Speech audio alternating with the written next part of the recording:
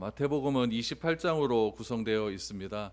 1장부터 15장까지의 내용을 가만히 살펴보시면 예수님의 기적이 많이 나오죠. 기적이 나오는 이유는 무엇이냐면은 그 기적을 통해서 예수님이 누구신지 알라라고 하는 것입니다. 기적의 목적이 있는 것이 아니라 기적을 통한 의미, 기적을 통해서 무엇을 말하고자 하는가를 알라고 하시는 것이었죠.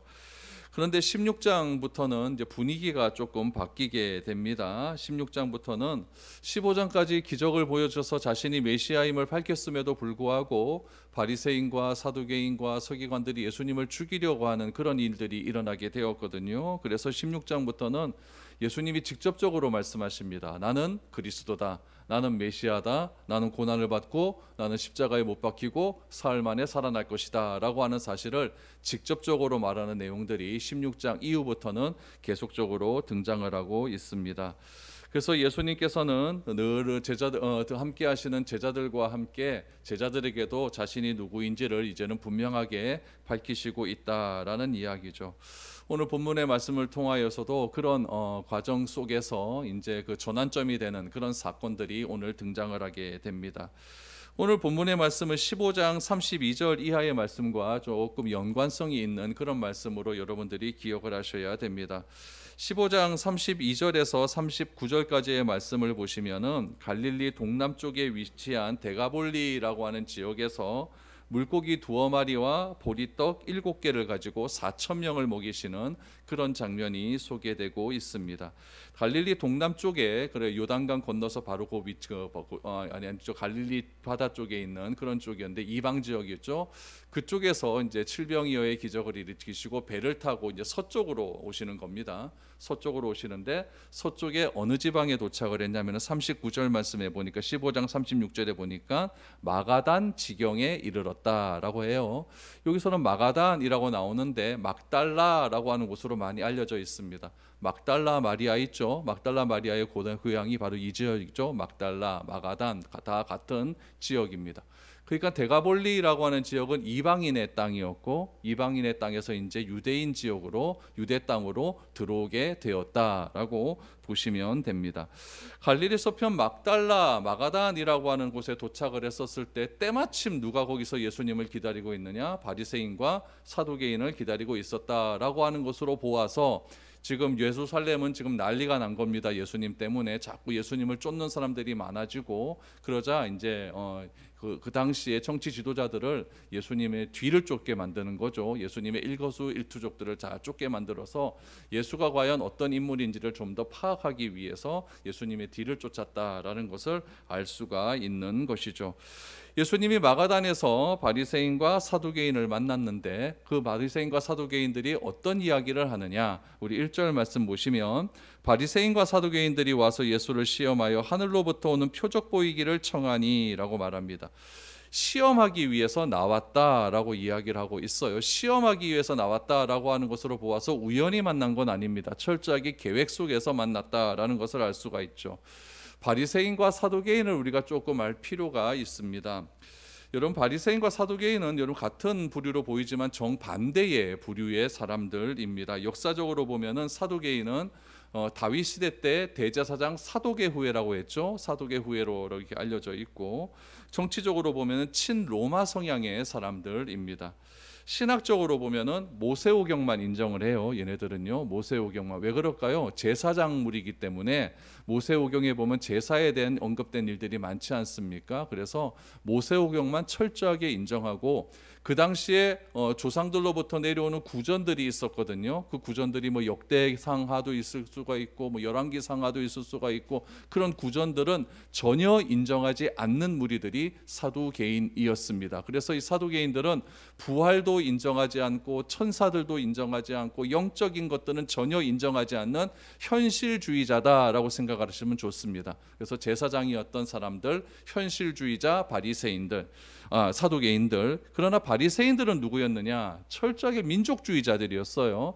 바리새인들은 바벨론 포로에서 돌아온 이후에 왜 우리가 바벨론의 포로로 잡혀갔는가를 생각해 보았더니 우리가 하나님 말씀을 제대로 알지 못했기 때문이다. 그래서 구약의 성경을 구약을 철저하게 연구했던 사람들입니다. 그러다 보니까 바리새인들은 모세공경도 인정할 뿐만 아니라 조상들로부터 내려왔던 구전이었던 성경 말씀들, 뭐 사무엘서, 열왕기서, 역대기서 이런 모든 것들을 다 받아들이는 사람들이 바리새파 사람들이었습니다. 그리고 말씀을 잘 지켜 행하면은 장차 하나님 나라가 올 거기 때문에 현재보다는 미래에 관심이 많겠죠. 이 땅에 지금 하나님 나라가 임해야 되는데 하나님 말씀을 잘 지켜야 임할 수 있기 때문에 지금 현재에서는 못 지켰다는 얘기죠. 그러니까 장차 임할 하나님 나라를 굉장히 도래하는 그런 사람들이었죠. 그러다 보니까 이들은 현실주의자가 아니라 미래를 추구하는 사람들이었고, 미래를 추구하다 보니까 부활도 인정하고 천사들도 인정하고 영적인 것들도 인정하는 그런 사람들의 무리들이었습니다. 그러니까 바리새인과 사두개인들은요, 철저하게 신학적으로 정치적으로 모든 면에서 반대편에 서 있는 사람들이었다라고 생각을 하시면 좋습니다. 당시에 예루살렘 인구가 한 2만 5천 명에서 3만 명쯤 되었다 그래요. 그런데 그 중에서 바리새인이 몇 명인지 아십니까? 6천 명이에요. 그러니까 꽤 바리새인들이 집안이 굉장히 강력했다는 것을 알 수가 있어요. 그런 인구의 수를 가지고 굉장히 기득권을 누렸던 그런 사람들이 바리새인이었다라는 거예요. 이런 바리새인과 사두개인들의 갈등이 가장 잘 나타나 있는 장면이 어디서 나타나냐면은 바울이 나중에 재판을 받습니다. 재판을 받을 때 바울이 자기에 대해서 이제 변호하는 장면이 나오거든요. 그때 변호했을 때 바울이 가만히 보니까 바리새인도 있고 사두개인이 있다라는 것을 알고 거기서 바리새인과 사두개인을 향하여 말 한마디 하는데 이 말 때문에 난리가 난 장면이 나옵니다. 우리 사도행전 한번 보죠. 사도행전 23장 6절 8절입니다. 바울이 그중 일부는 사두개인이요 다른 일부는 바리새인인 줄 알고 공회에서 외쳐 이르되 여러분 형제들아 나는 바리새인이요 또 바리새인의 아들이라 죽은 자의 소망 곧 부활로 말미암아 내가 신문을 받노라. 그 말을 한즉 바리새인과 사두개인 사이에 다툼이 생겨 무리가 나뉘어지니 이는 사두개인은 부활도 없고 천사도 없고 영도 없다 하고 바리새인은 다 있다 함이라 라고 말합니다. 그러니까 바울이 뭐라고 이야기해? 나는 바리새인이다. 바리새인이기 때문에 나는 부활을 믿는다 그랬더니 누가 이제 난리가 났을까요? 사두개인들이 난리가 나겠죠. 어떻게 부활이 있을 수가 있느냐. 그래서 재판이 완전히 엉망진창이 되는 그런 일들이 나오게 됩니다. 그 정도로 바리새인과 사두개인은 사이가 좋지 않았다라고 생각을 하면 됩니다. 그런데 오늘 본문에 보니까 얘네들이 같이 나와요. 그렇죠? 바리새인과 사두개인들이 같이 나옵니다. 왜 같이 나왔을까요? 예수님을 대적하는 일에는 힘을 합했다라는 것을 알 수가 있는 것이죠. 진리를 대적하고 왜곡하기 위해서 서로 간에 추구하는 방향이 다르다 할지라도 힘을 합친다는 이야기예요. 여러분, 종교가 연합을 하고 모인다라고 할 때 그들이 가지고 있는 의도를 여러분 잘 파악을 하셔야 됩니다. 겉으로는 드러나는 명분은 좋다라고 이야기하죠. 모든 종교가 추구하는 하나의 진리는 무엇입니까? 사랑 아니겠습니까? 모든 사람을 품어야 된다. 그러나 그 내면에는 무엇을 가지고 있냐면 다 자기를 드러내고 싶어하고 자기를 나타내고 싶어하고 자기를 추구하는 것을 하기 위해 연합을 한다라는 이야기죠. 우리 인류의 역사를 가만히 보면은 여러분 동양 중심의 역사가 아니라 다 서구 중심의 역사입니다. 그 서구 중심의 역사의 뿌리는 무엇이 담겨져 있냐면 기독교가 깔려져 있죠. 그러니까 종교가 통합되고 화해되어야 되는 이유가 무엇이냐면 역사의 뿌리는 기독교고 그 기독교를 중심으로 모든 종교가 합해야 된다라고 하는 것들이 종교 연합 운동의 가장 큰 모토입니다. 그러나 여러분 복음이라고 하는 거는요, 기독교의 핵심 가치인 복음이라는 것은 여러분 잘 아셔야 돼요. 복음은 종교가 아닙니다. 기독교를 종교라고 생각하는 순간 우리가 조금 이상해져요. 기독교는 종교가 아닙니다. 기독교는 그냥 진리예요. 예수님이 자기를 가르쳐서 나는 길이요 진리요 생명이라고 했지 예수님은 종교라고 말하지 않았습니다. 예수님이 이 땅에 오신 이유는 또 다른 기독교라고 하는 종교를 만들기 위해서 이 땅에 오신 것이 아니라 유대교라고 하는 종교 시스템이 너무나 잘못되었기 때문에 그런 모든 유대교의 시스템을 파괴하고 성정 중심의 모든 종교의 제도를 다 파괴하고 진리이신 복음을 이 세상에 드러내기 위해서 이 땅에 오셨다라고 하는 이야기죠. 그러므로 모든 종교가 통합되어야 되는데 그 종교 가운데 우리 기독교가 들어가야 된다는 것은 논리적으로 맞지 않습니다. 왜 그렇습니까? 기독교는 종교가 아니기 때문에 그렇다라는 이야기죠. 오늘날 발생하는 모든 다양한 전쟁은요, 종교적인 이유가 굉장히 많습니다. 특히 기독교와 연관성이 굉장히 많죠. 복음을 복음대로 받아들이지 못하고 자기의 이익과 유익만을 생각하기에 일어나서는 안 되는 전쟁들이 지금 이 지구촌에서도 얼마나 많이 발생하는지 모릅니다. 오늘 본문의 바리새인과 서기관도 똑같은 거죠. 얘네 둘이는요 절대 하나가 될 수 있는 인물들이 아닙니다. 그럼에도 불구하고 평상시에는 다투는 부류였지만은 예수님을 뭐 하기 위해서 1절에 보니까요 시험하기 위해서 하나가 된 겁니다. 시험하기 위해서 하나가 되었다면 얘네들은 다 스토리가 다 있는 거예요. 뭐 어떤 이야기를 가지고 얘네들이 예수님을 시험해야 되겠는가. 여러분 그 스토리를 만들기 위해서는 얘네들도 회의를 해야 될 것 아닙니까? 모여서 밥 먹으면서 회의하면서 서로 간의 마음을 합하는 거예요. 속으로는 으르렁으르렁 거리지만은 겉으로는 합하는 거죠. 이게 여러분 세상이라는 이야기다라는 이야기죠. 그래서 시험을 하기 위해서 얘네들이 하는 이야기가 무엇이냐면은 하늘로부터 오는 표적을 보여달라라고 이야기를 해요. 하늘로부터 오는 표적. 여러분 하늘로부터 오는 표적을 보여달라라고 하는 것은 예수 네가 메시아임을 증명해라라고 하는 의미입니다. 이런 표적이라고 하는 말이 굉장히 독특한 표현인데 영어로 말하면 사인이라고 이야기해요. 사인. 그러니까 이 표적이라고 하는 것은 어떠한 일을 어떠한 사건이 있는데 그 사건이 어떤 의미를 밝히는 것이 표적입니다. 요한복음에 보면 물이 변하여 포도주가 됐죠. 요거를 요한은 뭐라고 이야기하냐면 기적이라고 하지 않고 표적이라고 해요. 물을 포도주로 만들 수 있는 분은 예수님밖에 없는데 그 예수님이 메시아 하나님임을 드러내기 위한 기적이다라고 하는 거예요. 그러니까 요한복음에 나타난 7가지 모든 기적은 다 표적이에요. 표적. 그러니까 메시아 되심을 네가 하늘로부터는 표적을 구해라라고 말을 하죠. 1장부터 12장까지 15장까지 다 표적을 보여주셨어요. 예수님께서 수많은 표적을 보여주셨음에도 불구하고 이 바리새인과 사두개인들은 또다시 예수님을 시험하기 위해서 뭘 보여달라? 하늘로부터 오는 표적을 보여달라라고 이야기를 하고 있는 것이죠.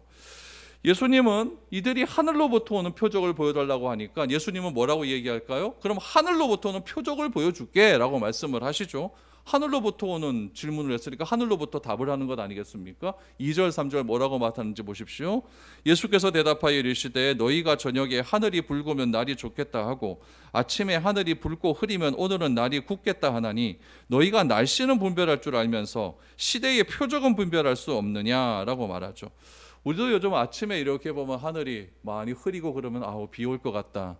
또 햇빛이 쨍쨍 치면 아이고 오늘 기분 좋네. 오늘 뭐 날씨 좋겠다. 이런 얘기 하지 않습니까? 하늘을 보고 날씨의 맑고 흐림을 예상하면서 왜 예수님께서 행하신 수많은 기적들을 바라보면서 왜 나는 알지 못하느냐라고 이렇게 말씀을 하고 있는 것이죠. 그럼 바리새인과 사두개인들은 기적들을 어떤 기적들을 목격했는가 우리 한번 보도록 하죠. 바리새인들은요 서기관들과 이건 목격을 한 게요. 안식일에 제자들이 배가 고파서 밀 이렇게 까부리는 거 있었죠. 그때 어떤 일이 있었는가? 손 마른 사람을 치유한 사건이 있었어요. 손 마른 사람들을 딱 치유했더니 이렇게 이야기합니다. 마태복음 12장 14절 바리새인들이 나가서 어떻게 하여 예수를 죽일까 의논하거늘. 기적을 목격한 후에 그들은 뭘 했느냐? 예수가 그리스도다라고 말한 것이 아니라 죽일까 의논했다라고 이야기를 하고 있습니다. 특별히 예수님께서 귀신 들려 눈 멀고 말 못하는 사람을 고친 적이 있어요. 요 대목이 재미가 있습니다. 귀신 들려서 앞을 보지 못하고 말을 못하는 사람이 있는데 그거를 예수님이 고치셨거든요. 그때 얘네들이 뭐라고 이야기하는가? 마태복음 12장 24절입니다. 바리새인들이 듣고 이르되 이가 귀신의 왕 바알세불을 힘입지 않고는 귀신을 쫓아내지 못하느니라 하거늘이라고 이야기해요. 여러분 아까 안식일 사건도 마태복음 12장 사건이죠. 이것도 12장 사건이거든요. 이게 참 재밌는 것이 무엇이냐면은 바리새인들이 예수님이 기적을 행한 것을 인정합니까 안 합니까? 해요. 여러분 반대한다 그러면 기적을 인정 안 하는 게 맞죠. 저거 기적 사기다 이렇게 말하는 게 맞을 것 아닙니까? 속임수다. 근데 바리새인들이 기적은 인정을 해요. 했는데 무엇에 의해서 기적을 행했다? 마귀의 왕 바알세불의 힘을 입어서 기적을 행했다라고 말을 하는 거죠. 그러니까 예수님을 죽이려고 인원하는 이들도 예수님이 행한 기적을 믿는다 안 믿는다? 믿는다는 이야기예요. 그런데 예수님은 이 기적을 하늘의 힘으로, 하나님의 힘으로 행했다고 한다면 이 바리새인들은 누구의 힘으로? 귀신의 힘을 빌어서 기적을 행했다라고 말을 하고 있다라는 이야기죠. 그러니까 결국 예수님은 하늘의 기적 능력으로 이렇게 기적을 일으키신 것을 보고도 왜 표적을 보여달라고 하느냐? 너희가 하늘을 바라보면 흐리면은 구름 많으면 비 올 것 같다 그러고 햇빛이 쨍쨍 찌면은 맑을 것 같다고 하면서도 이것도 똑같은 것 아니냐, 이렇게 말씀을 하고 있는 것이죠. 그러면서 예수님께서 바리새인과 사두개인들에게 결정타를 날립니다. 4절입니다. 악하고 음란한 세대가 표적을 구하나 요나의 표적밖에는 보여줄 표적이 없느니라 하시고 그들을 떠나 가시니라 라고 말합니다. 누구의 표적밖에 없다? 요나의 표적밖에 없다. 요나의 표적은요, 마태복음 12장이에요. 마태복음 12장 40절에서 이미 언급을 하셨어요. 한번 보시죠. 마태복음 12장 40절에 보니까 요나가 밤낮 사흘 동안 큰 물고기 뱃속에 있었던 것 같이 인자도 밤낮 사흘 동안 땅 속에 있으리라 라고 말합니다. 그러니까 예수님께서 요나의 표적밖에 보여줄 것 없다라는 것은 십자가와 부활을 이야기하는 것 아니겠습니까? 지금 12장에서 했던 이야기를 바리새인들에게 오늘 16장에서 또 이야기하는 이유가 뭡니까? 다 보여줬다는 이야기예요. 다 보여줬다는 얘기입니다. 특별히 여러분, 이 마가단이라고 하는 곳이 나사렛과 굉장히 가까운 지역이거든요. 나사렛에서 조금만 북쪽으로 올라가면 어떤 곳이 나오냐면 요나 고향이 나와요. 요나의 고향. 그러니까 예수님은 어려서부터 요나에 관한 이야기를 많이 듣고 자랐겠죠. 그렇죠? 그러다 보니까 이 요나의 표적 이것밖에 보일 것이 없다라고 말씀을 하고 있는 것이죠. 그래서 여러분, 우리 마태복음을 여러분 16장 이후를 가만히 이렇게 보시면요, 기적이 거의 나오지 않습니다. 이제는 기적이 나오지 않고 예수님 스스로가 자기 자신이 누구신지를 이렇게 드러내는 장면이 많이 소개되고 있는 것이죠. 그러면 여러분, 왜 바리새인과 사두개인들이 예수님께 표적을 구하면서 당신이 진짜 선지자인지 메시아인지를 이렇게 자꾸 질문을 하는가? 거기에는 이유가 있습니다. 특별히 이 이유는요, 여러분, 바리새인과 서기관들이 동시에 율법의 메시지를 통하여서 찾아낸 이유인 것 같아요. 우리 신명기 말씀해 보면은 선지자는 이런 사람이다라고 이제 분명히 말하고 있죠. 신명기 18장 20절에서 22절입니다. 만일 어떤 선지자가 내가 전하라고 명령하지 아니한 말을 제 마음대로 내 이름으로 전하거든 다른 신들의 이름으로 말하면 그 선지자는 죽임을 당하리라 하셨느니라. 이거는 하나님 말씀 외의 말씀 전하면 죽는다는 얘기죠. 내가 마음속에 이르기를 그 말이 여호와께서 이르신 말씀인지 우리가 어떻게 알리오 하리라 라고 하죠. 그럼 만일 선지자가 있어 여호와의 이름으로 말한 일에 증언도 없고 성취함도 없으면 이는 여호와께서 말씀하신 것이 아니요 그 선지자가 제 마음대로 한 말이니 너는 그를 두려워하지 말지니라 라는 말씀이 있어요. 그러니까 선지자라고 이야기를 하는데 하나님의 말씀에 대한 경험도 없고 증언이 없으면 그 사람은 하나님이 보낸 선지자가 아니기 때문에 두려워하지 말아라, 이 말씀을 알고 있는 거예요. 그러니까 자꾸 뭘 보여달라고 하는 거죠. 뭘 보여주면 믿겠다, 이렇게 이야기하고 있는 것이죠. 여러분, 예수님께서는 이 말씀에 대한 증언을 보여주셨습니까? 안 보여주셨습니까? 보여주셨어요. 우리 이사야 선지자가 뭐라고 말을 하냐면은 장차 기름을 부을 메시아가 이 땅에 올 것이다. 그 기름 부은 메시아가 이 땅에 오시면은 뭐라고 이야기하느냐? 포로된 자에게 자유를, 눈먼 자에게 다시 보게 함을, 눌린 자를 자유롭게 한다는 말씀을 이사야 선지자가 예언하였고, 예수님께서는 누가복음 4장 18절 19절에서 이 말씀이 나에게 임하셨다라고 말씀하시면서 실제로 눈먼 자를 고치셨습니까? 안 고치셨습니까? 고쳐주셨거든요. 이런 여러 가지 증언을 보여주셨기 때문에 신명기 18장의 말씀에 의하면 예수님은 하나님이 보내신 선지자가 맞다는 이야기예요. 이걸 그렇게 많이 보여줬다는 이야기죠. 그럼에도 불구하고 바리새인과 사두개인들은 표적을 보여달라라고 이야기를 하고 있는 것이죠. 그러니까 여러분, 당시에 하나님의 이름을 제일 많이 부른 사람이 누구였느냐? 바리새인이거든요.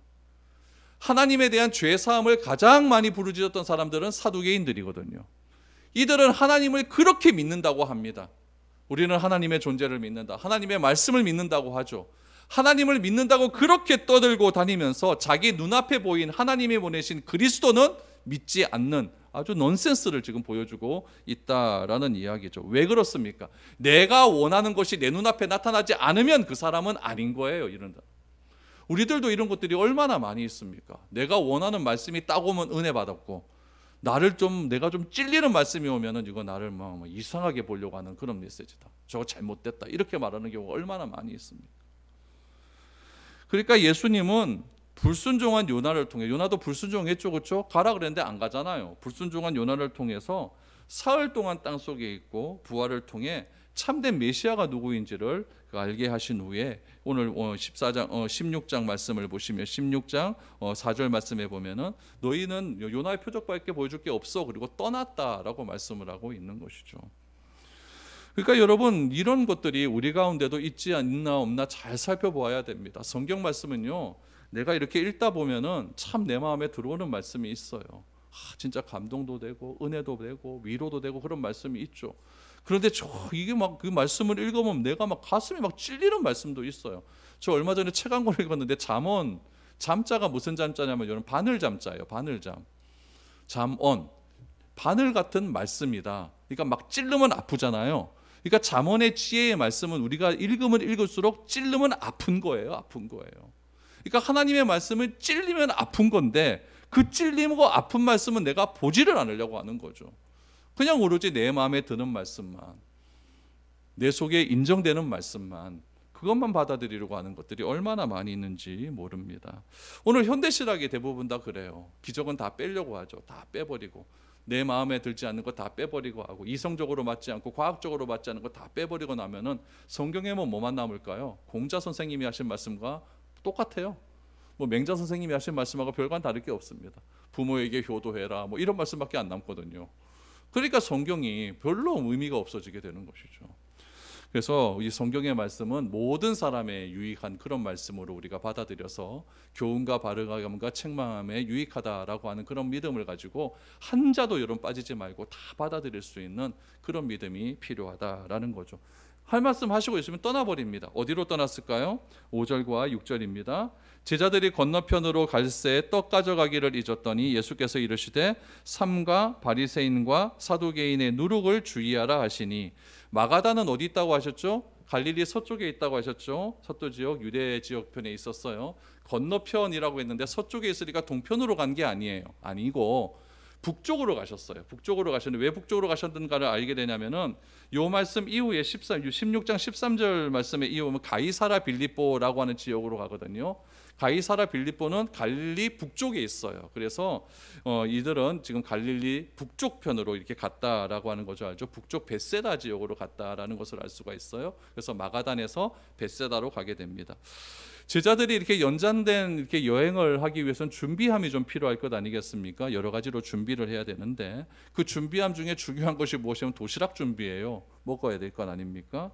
예수님은 자신을 감정에 빠뜨리고 했던 바리새인과 사두개인에 대해서 오늘 이 건너가면서 바닷가 가면서 제자들에게 잘 알아들었는가 못 알아들었는가를 가르치기 위한 기회로 삼기를 원하셨습니다. 그래서 뭐라고 말씀하셨냐면은 떠나시면서 누룩을 주의해라 라고 말씀하시죠. 여러분 누룩이라고 하는 말을 오늘 여기서만 사용하신 것이 아니라 예수님께서 천국 비유를 말씀하실 때도 누룩을 사용하셨어요. 마태복음 13장 13절 말씀에 보면 또 비유로 말씀하시되 천국은 마치 여자가 가루 서말 속에 갖다 넣어 전부 부풀게 한 누룩과 같으니라 라고 했죠. 그러니까 여기서 천국을 말씀하시면서 누룩을 말하는 것은 긍정적인 누룩일까요? 부정적인 누룩일까요? 긍정적인 누룩이겠죠. 그렇죠? 천국이니까 긍정적인 누룩이겠죠. 근데 오늘 바리새인과 사두개인을 비판하기 위해서 누룩을 주의하라 했으니까 여기서 말한 누룩은 부정적인 누룩이다라는 것을 알 수가 있는 것이죠.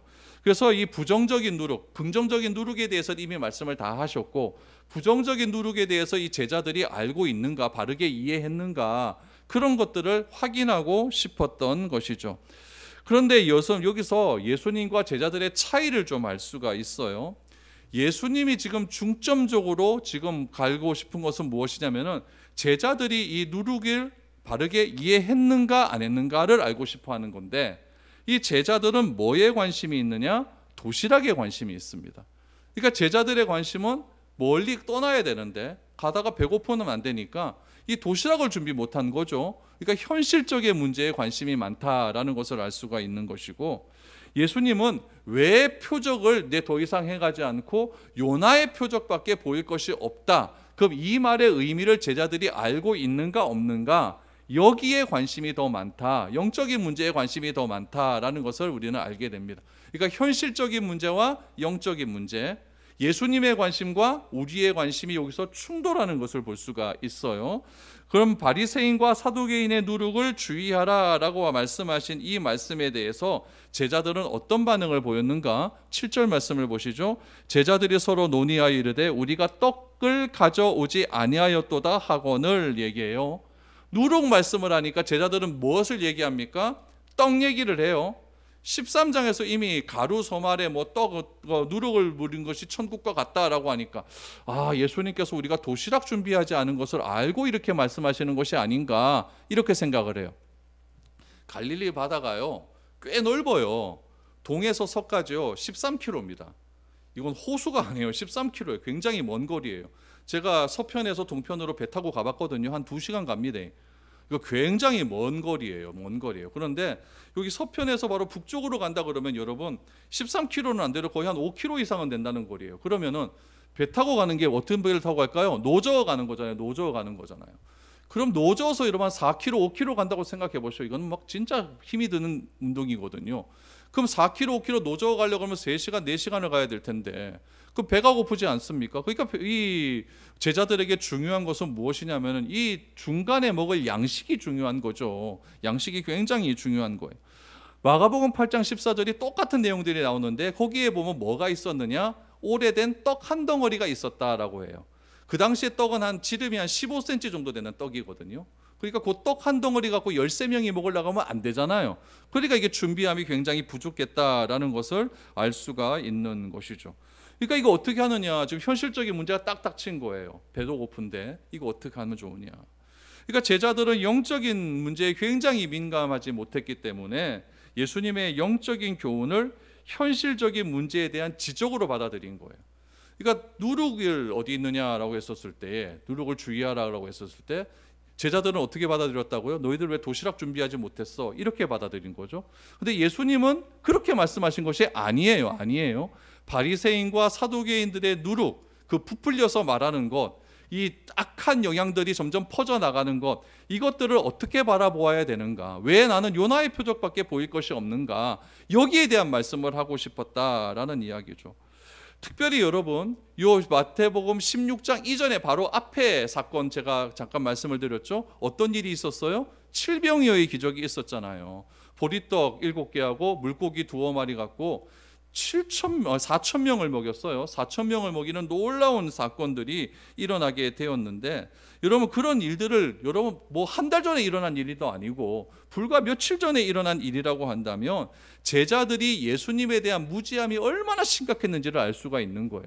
제자들은 예수님이 행한 모든 표적들을요 하나도 빠뜨림없이 다 봤어요. 같이 다녔으니까요. 다 봤어요. 다 봤으면 이거는 우리 삶 가운데 일어날 수가 없는 기적이다. 또 제자들 가운데는 유대인들이 대부분 아니었습니까? 대부분이 유대인들이었다면 여러분 율법에 대해서는 빠삭하게 아는 사람들이거든요. 그럼 아까 신명기 18장의 말씀 알까요 모를까요? 알고 있었어요. 그렇다면 이 예수는 우리가 생각하기에 그냥 사람이 아니다. 이분은 진짜로 하나님의 아들이다 라고 충분히 알만도 한데 또 불과 며칠 전에는 4,000명도 먹이신 그런 이적이 있다고 한다면 이 놀라운 이적을 베푸신 예수님 곁에 있는데 우리 도시락 그거 뭐가 그래 중요하겠느냐 이렇게 생각할 수도 있는데 이 예수님에 대한 무지함이요 굉장히 심각한 결과를 낳게 됩니다. 오늘날은 어떨까요? 예수님에 대한 무지함은요 우리에게도 굉장히 많이 발견됩니다. 예수님만 하실 수 있는 일이 무엇일까요? 예수님만 하실 수 있는 일, 영생에 관한 문제입니다. 예수님만 하실 수 있는 문제는 생명에 관한 문제입니다. 예수님만 하실 수 있는 문제는 구원에 관한 문제입니다. 아무리 지식이 많고 아무리 능력이 많다 할지라도 영생과 생명과 구원에 관한 문제는 예수님 외에는 하실 수 있는 사람이 이 세상에 존재하지 않습니다. 근데 우리는 예수님만 하실 수 있는 이 문제에 관심이 있기보다는 뭐에 관심이 많죠? 현실적인 문제에 관심이 많죠. 제자들이 도시락 준비하지 못해서 우리가 도시락 준비하지 못해서 이 배 건너 가는데 이거 강 건너 가는데 어떻게 하나 배고프면 어떻게 하나 여기에 관심이 많은 것처럼 우리는 유독 그 문제에 관심이 많은 거예요. 나의 먹고 사는 문제, 내가 어떻게 하면 더 높은 곳에 올라갈까, 어떻게 하면 더 많은 힘을 가지게 될까, 거기에만 많은 관심을 가지고 있는 것이죠. 왜 거기에만 관심을 가질까요? 오늘 본문에 있는 뭐에 대한 무지? 예수님에 대한 무지 때문입니다. 제자들이 예수님과 다니면서 수많은 기적을 보았음에도 예수님이 그리스도라는 사실을 알지 못했던 것처럼 우리는 수십 년을 예수님을 믿으면서 수백 번 수천 년 교회를 다니고 예배를 드리고 설교를 그렇게 많이 듣고 성경 말씀을 그렇게 많이 읽었음에도 예수님이 누구신지 잘 몰라요. 그렇기 때문에 자꾸 엉뚱한 것만 구하고 있다라는 이야기죠. 하나님께서 독생자 예수님을 이 땅에 보내신 이유를 우리의 먹고 사는 현실적인 문제의 해결만을 위해서 보내시지는 않았습니다. 물론 그런 것도 때에 따라서 위해 주시죠. 그러나 그것만을 위해서 여러분 하나님이 예수님을 보내시지는 않았다라는 이야기죠. 그러니까 하나님에 대한 무지는 하나님께서 예수님을 이 땅에 보내신 분명한 이유를 알지 못하는 상태에 이르게 된 것이고, 결국에는 예수님을 세상의 다른 종교와 똑같다, 별반 다를 게 없다, 지성이면 감천인 종교로 그렇게 만들어버린 거예요. 그러니까 다른 종교가 가지고 있는 믿음의 대상과 똑같은 수준으로 만들어버리니까 내가 정성을 다해 빌고 빌면 세상의 신들과 다름없이 나도 이런 것들 이루어지게 해주겠다, 뭐 이런 것 아니겠습니까? 그래서 우리 기도 제목적으로 그러면 맨날 가족 건강, 뭐 만사 형통, 뭐 절에 가도 그런 거 다 적혀 있대요. 그런 것들 중요하지 않다는 것이 아니라 그것보다 더 우선되어야 되는 게 있다라는 이야기죠. 그래서 이런 모습이 예수님의 의도와는 전혀 상관없는 생각을 가지고 현실의 문제에만 집착하는 제자의 모습과 나의 모습이 별 다를 것이 없다라는 것을 우리가 인정해야 된다는 거죠. 그래서 예수님은 현실적인 문제에만 집착하는 제자들을 향하여서 이렇게 말씀하십니다. 8절에서 10절을 보시죠. 예수께서 아시고 이르시되 믿음이 작은 자들아 어찌 떡이 없으므로 서로 논의하느냐, 너희가 아직도 깨닫지 못하느냐, 떡 5개로 5,000명을 먹이고 주운 것이 몇 바구니이며 떡 7개로 4,000명을 먹이고 주운 것이 몇 광줄이었는지를 기억하지 못하느냐라고 말하죠. 여러분 여기서 중요한 것이 예수께서 아시고라는 거예요. 아시고. 여기서 아시다라고 하는 것은 경험적으로 아는 게 아니에요. 경험적으로 아는 게 아니에요. 우리는 보통 보면 무엇을 경험했을 때 그 사건에 대한 것을 알지 않습니까? 그러니까 예수님께서 경험적으로 알았다고 한다면은 제자들이 도시락 안 가져온 거 어떻게? 라고 막 우왕좌왕하는 걸 보고 아는 것이 아니라 예수님은 직관적으로 아신 거예요. 그냥 다 알고 계신 거죠. 제자들이 왜 저렇게 호동되는지를 그냥 다 알고 계시는 거예요. 그러면서 하시는 말씀이 무엇이냐면은 믿음이 작은 자들아 라고 말씀하십니다. 예수님은 때때로 믿음에 대해서 말씀하시면서 이렇게 말씀하세요. 믿음이 없다라는 말씀도 하세요. 믿음이 작다라고 하는 말씀도 하세요. 믿음이 크다라고 하는 말씀도 하세요. 이거는 여러분 믿음에는요 어느 정도 레벨이 있다는 이야기예요. 작은 믿음이 있고 큰 믿음이 있고 없는 믿음이 있다라는 거예요. 현실의 문제에 집착해서 예수님의 말씀하신 의도를 모르는 상태를 예수님은 믿음이 없다, 믿음이 작다라고 표현하는 거예요. 이렇게. 그러니까 내 상태가 믿음이 작은 상태다라고 하는 거는 여러분 내가 현실적인 문제만 너무 집착하는구나 이렇게 생각하면 별 틀린 것이 없습니다. 예수님은 제자들에게 무지함에 대해서 책망을 하시는데 그럼 왜 얘네들이 이렇게 무지하느냐 세 가지 이유로 설명을 드릴 수 있습니다. 첫 번째는 무엇이냐면은 물질 중심의 사고 때문에 그렇습니다. 이 제자들이 지금 허둥지둥하는 이유는 무엇이냐면은 도시락을 준비하지 않았기 때문이다. 경제 문제예요. 경제 문제. 그러니까 내 눈에 보이는 건 오로지 경제 문제밖에 보이지 않는 것이죠. 그러니까 얘네들이 왜 너가 막 허둥대는 것을 예수님께서 아시고 말씀하시죠. 믿음이 작은 자들아. 고전에 제자들이 뭐 했습니까? 서로 의논하지 않습니까? 의논했다는 것은 이 도시락 문제를 어떻게 해결해야 되는가 서로 의논하는 거예요. 예수님이 보시니까 기가 막힌 거죠. 그러니까 물질적인 사고가 자꾸 많아지게 되면은 예수님에 대한 무지함 때문이다라고 생각을 하시면 별 틀린 것이 없다라는 이야기죠.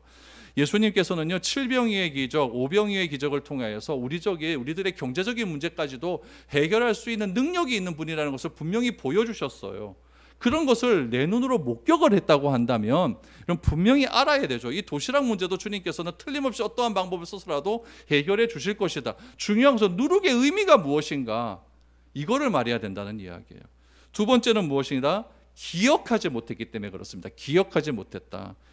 여러분 제자들이 기억하지 못한 것은요 자신이 과거에 경험한 기적들이 있어요. 어떤 사건들이 있어요. 그것에 대한 바른 이해가 없기 때문에 그래요. 여러분, 우리도 그래요. 아주 큰 병에 걸렸어요. 병에 걸렸는데 병원에서는 안 된다 그럽니다. 근데 기도하다 갑자기 병이 낫는 경우가 있어요.